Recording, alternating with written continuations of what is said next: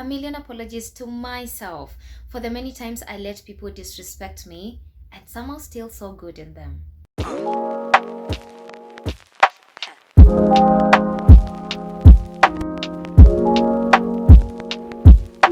Welcome back to Miss on a Mission if you are a returning subscriber, and if you are a new subscriber, thank you so much for stopping by. Consider subscribing and becoming part of this community. This is a lifestyle channel, but most of the times I gravitate towards self-development, self-improvement, and anything self-mastery and self-elevation. Join us so that we can elevate our lives together. I want you to look at all the people that are in your life and look at how they treat you.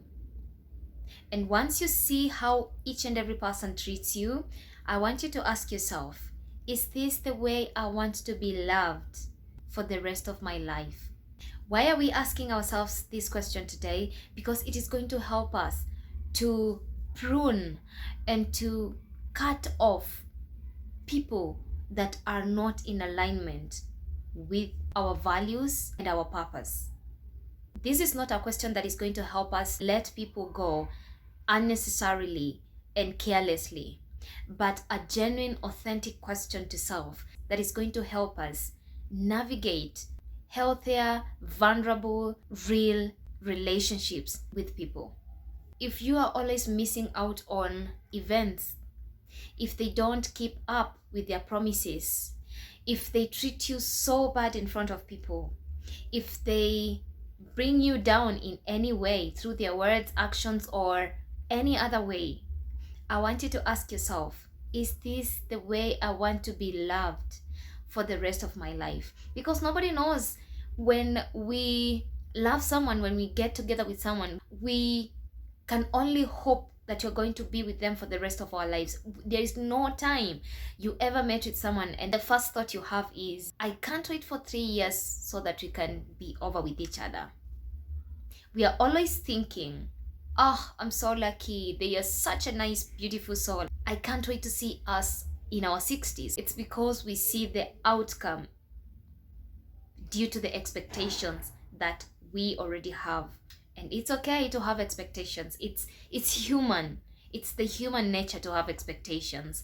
No matter how aware you are going to picture something beyond where you are at the moment. You're going to picture 10 years from now, the future with them and not where you are. And that's okay. I don't want you to beat yourself up because you are human and it's allowed.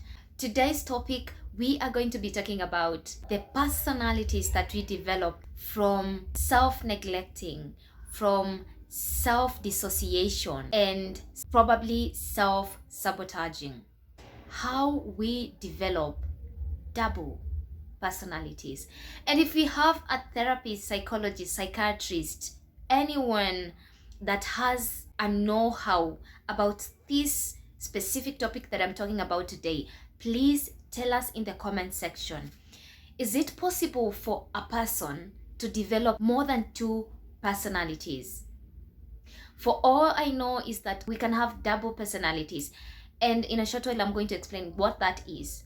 But I'm just curious, could it be possible that someone, a single soul, can have 3, 4, maybe up to 7, 5, 10 personalities? Or is it limited to only double personalities? And by the way, guys, this dress, I bought it last year in March. Never worn it, not in a single day. I really don't know what really makes me do that. It's a habit I am very keen on. And as I was dressing for this video, I bumped on this piece, and it's such a gorgeous, as you can see, it's such a beautiful dress. I wish I could stand and show you. And I don't think I'll ever wear it outside. So after this, I'm gonna wash it, and then I'm just going to find a soul out of the many of you souls that I know, and I'm going to gift it out. But this behavior is going to be left in this year. We are not going to take that bad behavior to the next year, because why am I purchasing beautiful pieces, beautiful things just to keep them or to gift them out? If I wanted to gift them, I would just buy it as a present to give to that person. I digress. Today, I want us to concentrate on how we develop double personalities. Every time we don't honor our boundaries and our promises, we develop another personality. Let me repeat that. By not honoring your promises and boundaries, you automatically develop another personality. For instance, every time you are at a party and before you left home, you had decided that you're going to be at that party up until 9 p.m. But then you are already at the party, you're having a time of your life. It's the energy, you're having fun. You look at your phone and it's 9 p.m. But then you decide, or your friend comes to you and they tell you, how about we stay for another 1 hour or 2? Or you yourself, you decide, it's still early. Why am I limiting myself? I could have a little more fun. Let me stay up until 9:30, 10 p.m. and you don't leave. Another personality has been formed. And it's sad. Let's have another example. You don't like buff guys. You don't like short guys. Maybe you don't like light-skinned guys. But then this guy comes. He's short, buff, and light-skinned. He's giving you attention, asks for your number, and you give it to him. Salome, what are you looking for? Because last time I checked, that wasn't your type. What happened? You develop a second personality. You now have double personalities. You have the personality of yourself that says, I don't like buff, short, light-skinned guys. And now you have another one that says, I like short, buff, light-skinned guys. The question is, why do we do this? And how can we stop this? Honestly, I feel like we do this because we are scared to be judged. We are scared to lose our value to those people. We are scared to be cut off. And all this is attached to one thing, which is people pleasing. So every time you're doing that, you're doing what you said you don't want to do or you don't like doing, you are forming another personality, and it's because you are people pleasing. We are scared to communicate our boundaries because we think we are not lovable. We won't be loved. We won't be valuable. We won't be as of importance to others if we communicate our boundaries. If I say, I don't like being touched, I might never get someone to love me.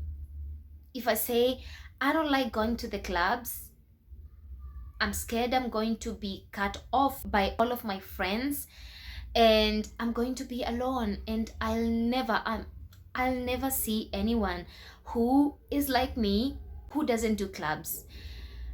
We are scared to speak out. Many times we talk ourselves into downplaying what we want so that we are easier to love. If I say I can't do ABCD, even though it is the thing that is normalized in my generation or in the now world, then I am going to miss on all these experiences. I will be alone.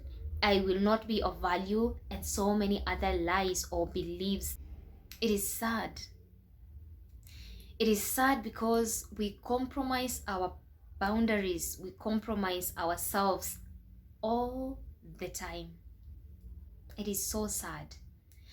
But the beauty of this thing is when you realize, and I always say this in all my videos, when you know what is tormenting you, what you're ailing from, that is when you unearth the solution. If you don't know you're compromising on yourself, if you don't know you are self-neglecting, you are gaslighting yourself, there is no way you're going to understand when someone else is gaslighting you, when someone else is doing whatever they are doing to you. that you don't know. You cannot solve what you don't know. You cannot heal what you don't know. Getting better and healing is not about changing what we show up to, but rather adjusting how we show up. It's not about changing the people that you hang out with. It's not about changing the places that you hang out at, but rather changing how you show up. If you say you are going to attend an event and leave after 1 hour, no matter how better it gets, leave. You honored your boundary, saying that you are not going to surpass your time beyond a certain time. You kept your promise to yourself, and you're being accountable. When you honor your promises and your boundaries, you are telling yourself, we can do this, and tomorrow you wake up motivated to pursue another boundary, to keep another promise, because yesterday you did it, and you have the confirmation that you're capable of doing it. It's not beyond your capability. You can actually make a promise to yourself and keep it. Instead of cutting people off that you think they are bad company, how about communicating your boundaries with them and to them? And if they don't honor it, if they don't respect those boundaries, now it's the time to leave. But if they do, the better. You are growing old together. If you tell someone, please don't give me alcohol because I don't do drinking, and they visit you with an alcohol, tell them, I said I don't do alcohol, so please don't bring alcohol to my house. But not telling your circle that you don't drink alcohol and cutting them off completely and going out to look for other friends doesn't make the situation better. Have you communicated your boundary? If you're handed a glass of alcohol, do you take it because you're scared to say, I don't do alcohol? It's not about changing what you show up to, but changing how you show up. I feel like communication is the only thing that really helps us to have the most authentic, vulnerable, and loving connections. Those that love you are going to respect your boundaries. And you're going to be surprised when you have these kind of conversations with your people. I promise you, the minute you just have these hard conversations, hard and scary conversations that we think nobody's going to understand, you are going to be surprised. And people sometimes press your buttons a little too hard because they just want to say, how far can I take it with her, with them, with him? I visit them without telling them. They let me in the first time. The second time I bring another friend and they take me in and they don't say anything, I'm going to keep on pressing those buttons. And you're going to resent me, you're going to hate me, you're going to dislike me. And the worst position you can ever be with someone that you love is to be at a place where they hate you and they can't tell you. Because either they are scared or they are afraid of losing you because there is something, some value, something that they're getting from you. So they cannot let you go yet. It becomes a toxic correlation, a toxic relationship that burdens both of you in one way or the other. Because trust you me, if you are pressing their buttons that hard, they are also going to press their buttons, and there is nothing you are going to tell them because they're going to tell you, remember the last time you came with a person that I didn't know to my place and I didn't say anything. Start talking, start communicating. Consider the best case scenario. What if I communicate my boundary and they are so receptive and they actually appreciate that I talked about it, and we end up having a happy ever after kind of friendship, kind of relationship, kind of associationship, partnership, and so many other ships? What is the best case scenario?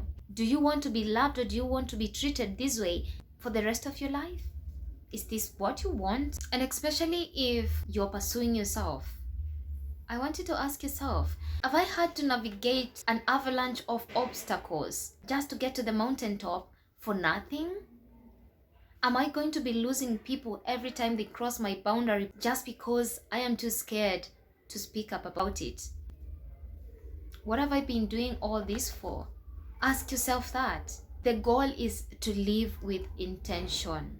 The person that you are when you are alone, try and be that person when you leave the house, because that is who you are truly.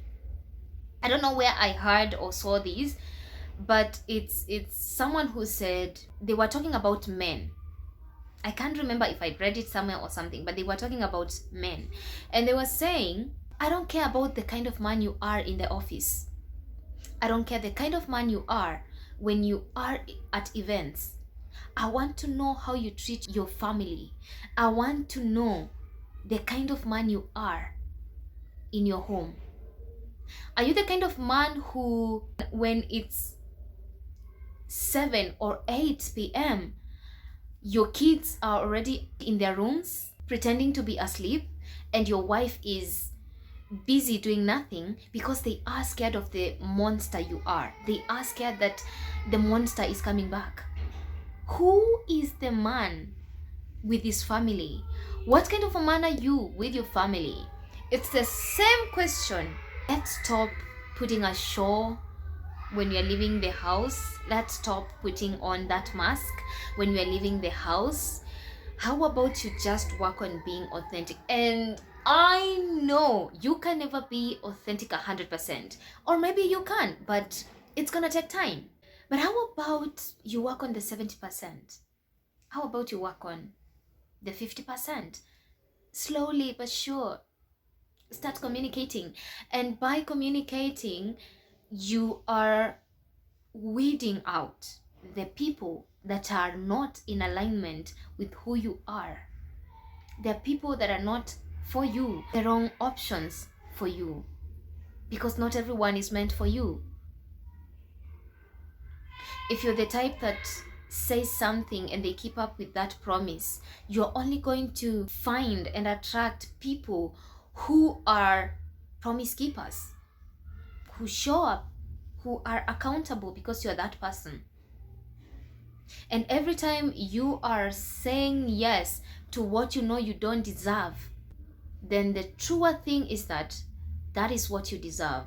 If you know for sure you don't deserve something and you don't say no to it, even though you know that is not what you deserve, that is what you deserve, my love. That is what you deserve. So you need to start working on what you love, working on what you know your worth is, working on your value, and so many other beautiful things. Once you show up in the world authentically, you're going to attract all sorts of people. But I want you to understand that your only job is to stay out of the way. If you know you are being authentic to yourself, stay out of the way and let what is meant for you magnetize to you. That is it for today, guys. Until the next video, go out, be the best versions of yourselves that you've always wanted to be, and I'll see you in the next one.